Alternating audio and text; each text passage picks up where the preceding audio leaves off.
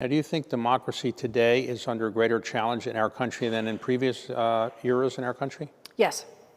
Because of a long period in which we have concentrated power in a single executive. And as we have done that, we have also eroded the other checks and balances that we have had to protect us against that.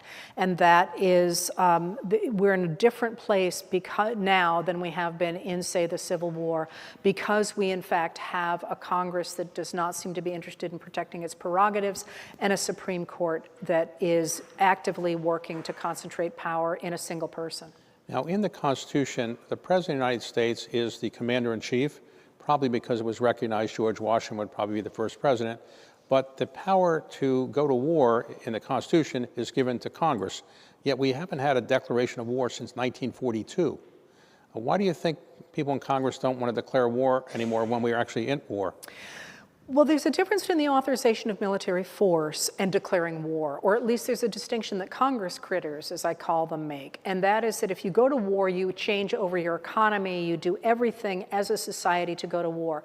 Our authorizations of military force have been supposed to be more limited than that.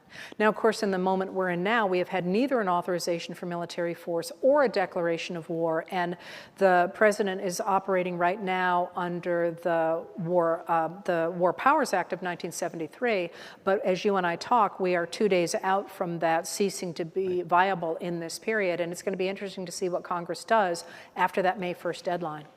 Now, after World War II, a Council of Economic Advisors was set up in the White House to give presidents economic advice. Graham Allison, a former dean of the Kennedy School at Harvard, has suggested they have a council of historical advisors, or historians, so they could give presidents and their senior leaders some sense of history. What do you think about that idea?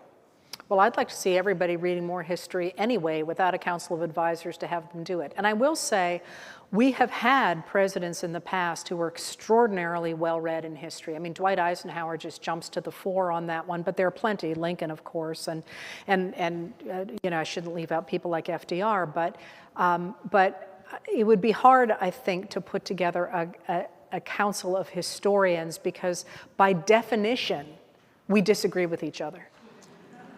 So as you look back on American history, what do you think it is that enabled this group of 13 colonies to go from being a small group of 3 million people, 500,000 slaves, to be the most powerful country in the world by far over such a long period of time?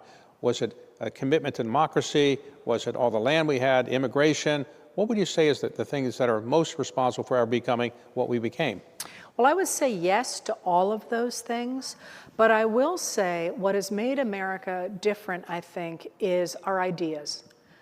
The idea that you were welcome here if you were willing to be part of this society and work hard and contribute to the community.